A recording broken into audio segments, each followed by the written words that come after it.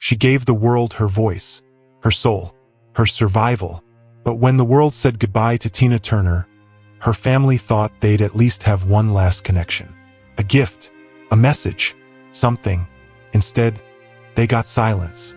And when her will was finally read behind closed doors, what followed wasn't closure. It was heartbreak. Some say it was her final act of strength. Others call it betrayal. But one thing is clear, when they realized what Tina Turner left behind, it made them cry. And not in the way anyone expected. Before she was the queen of rock and roll, Tina Turner was just Anna Mae Bullock, born in a rural town called Nutbush, Tennessee. Her beginnings were modest, her upbringing rough. Her mother left when she was just 11. Her father followed soon after. Tina learned early that love could vanish without warning, and that trust was dangerous. But from that abandonment came armor. By the time she was 18, she was already singing alongside Ike Turner, who'd become both her stage partner and her abuser. Behind the glitz of their performances, Tina endured years of physical and emotional torment. She stayed silent for decades, until she found the courage to walk away from it all. And when she did, she left with nothing. Not the house, not the money, not even the rights to her name, just her talent and her will to survive. Tina Turner didn't just reinvent herself, she rebuilt herself. By the 1980s, she had become one of the most powerful performers in the world. Her comeback album, Private Dancer, sold over 10 million copies. She starred in movies, filled stadiums, and broke every rule about how a woman should age in Hollywood. She wasn't chasing youth, she was redefining it. And yet, for all the applause, Tina lived like someone always preparing for the next storm. She kept her circle small. She relocated to Europe. She distanced herself from the public eye and even from some of her own family. It wasn't bitterness, it was survival. But now, in the wake of her death, some are wondering, was that distance a form of protection or punishment? Because the woman who gave so much to the world may have left very little to the people closest to her. Tina Turner didn't just make music. She built an empire. In 2021, she sold the rights to her entire music catalog to BMG for a reported $50 million. That deal included her recordings, publishing rights, and name and likeness. Everything that defined her legacy as an artist. But that was just the public deal. Behind the scenes, Tina had already amassed a fortune that stunned even financial insiders. Estimates place her total net worth between $250 and $300 million at the time of her death. Her assets included a sprawling estate in Küsnacht, Switzerland, complete with private lake access and luxury design, multiple homes throughout Europe, a treasure trove of memorabilia, stage outfits, unreleased demos, handwritten lyrics, investment accounts, private holdings, and a rumored trust tied to her brand rights. She wasn't just a singer. She was a brand, a businesswoman, and a survivor who knew the value of keeping control. And yet, when it came time to divide her legacy, it wasn't money that caused the shock. It was what she chose to do with it. Because despite the wealth, and despite the fame, Tina Turner's will delivered a message that would shake her family to its core. According to early reports and whispers from those close to the estate, a significant portion of Tina's fortune was left to one person. Not a son, not a sibling, not even a longtime friend, but her husband. And for many in her family, that changed everything. Tina Turner had 4 sons, 1 biological, 1 adopted, and 2 from her former husband Ike Turner that she raised as her own. But by the time she passed away in May 2023, 2 of them, Craig and Ronnie, had already died, both under heartbreaking circumstances. The other 2, Ike Jr. and Michael, were reportedly estranged. And yet, they all thought that in death, Tina might finally bridge the distance between them.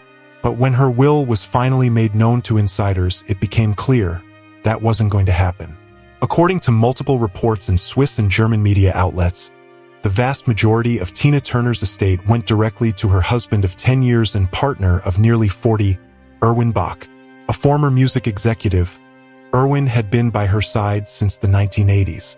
He cared for her during her battles with stroke, cancer, and kidney failure. He even donated one of his kidneys to her in 2017, an act of love many believe Tina never truly got over. But for some of Tina's surviving family members, this was more than just love. This was erasure. A distant relative who reportedly expected at least a symbolic inheritance is said to have broken down upon hearing the terms. One source was quoted saying, "We didn't expect millions, but we thought maybe something, a photo, a message, anything." Instead, they got silence.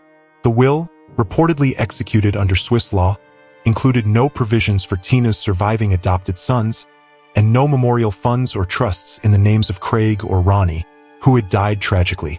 There was no mention of an open family memorial, no public estate left in Tennessee or the U.S., nothing that tied her final chapter back to the life she left behind. And in the words of one anonymous family source, "She left us nothing." The phrase spread quickly online. Fans were shocked, but some weren't surprised, because for Tina Turner, distance wasn't just a lifestyle. It had become a necessity, and some say it was the only way she knew how to survive. Still, even those who understood her pain couldn't ignore the emotional aftermath her decisions created. Some family members mourned her all over again, not because she was gone, but because they never really knew her to begin with. Erwin Bach, a name that, for decades, lived in the shadows of Tina Turner's fame. He wasn't a performer.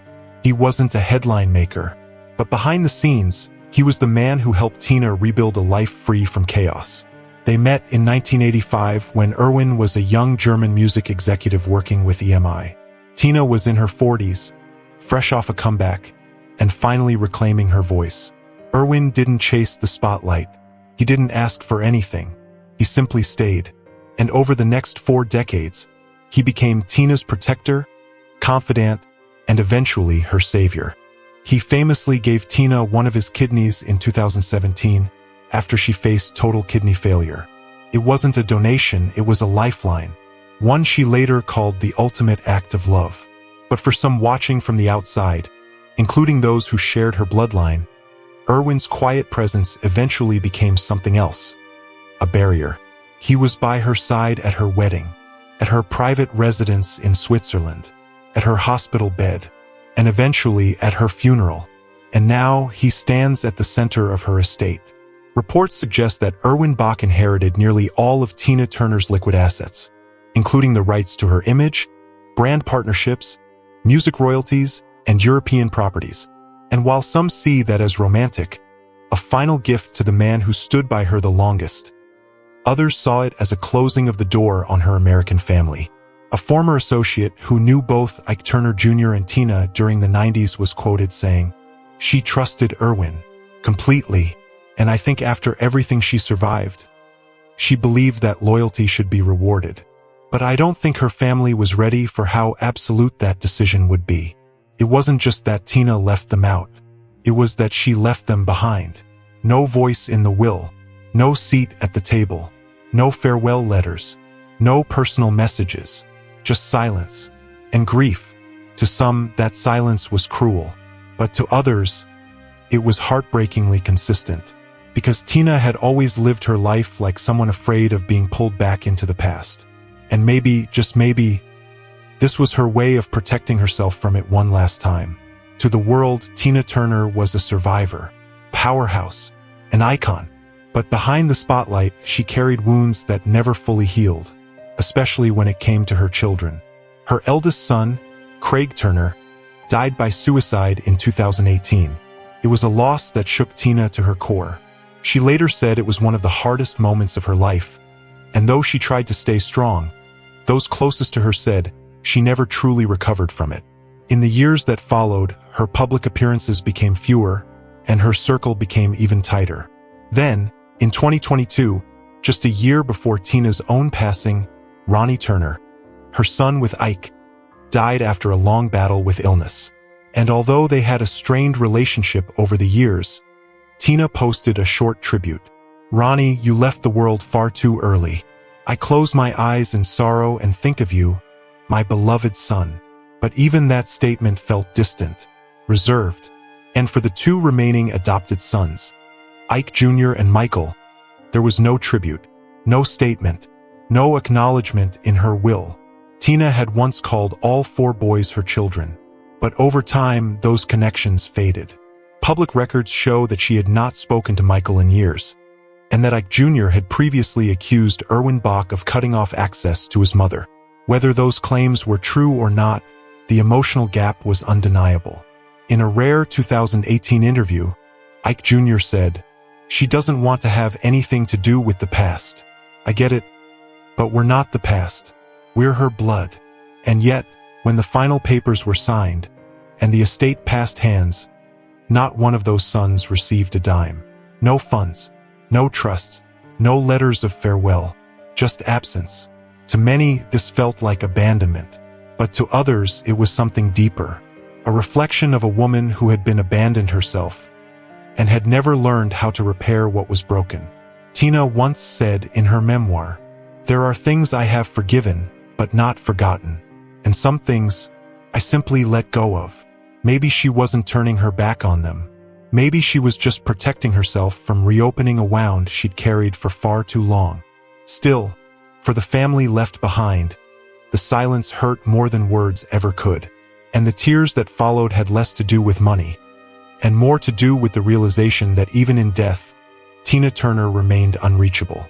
Tina Turner didn't have a grand public funeral. There was no celebrity-packed ceremony, no televised tribute. She was cremated in a private service in Switzerland. Quiet, controlled, far away from Hollywood, exactly the way she wanted it. That alone told the world everything they needed to know about how Tina Turner chose to leave this world, on her own terms. But for the family who hoped for closure, that quiet farewell was devastating. Because in many ways, it was Tina's final message. She didn't want the chaos. She didn't want the noise. She didn't want to relive the pain she spent decades trying to escape. And for some, that message came across loud and clear. "I made peace, even if you didn't." Her husband, Erwin, hasn't spoken publicly since her death. He remains in their Swiss estate, quietly overseeing her legacy, likely just as she instructed.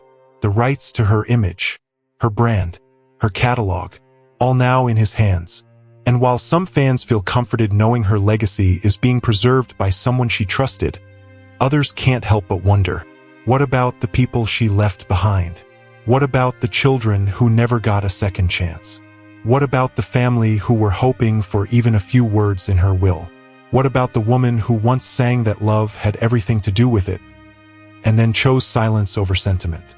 In the end, Tina Turner's story is as complex as the woman herself. She was power, she was pain, she was beauty, brilliance, and control. And perhaps her will wasn't a rejection. Maybe it was her final act of strength.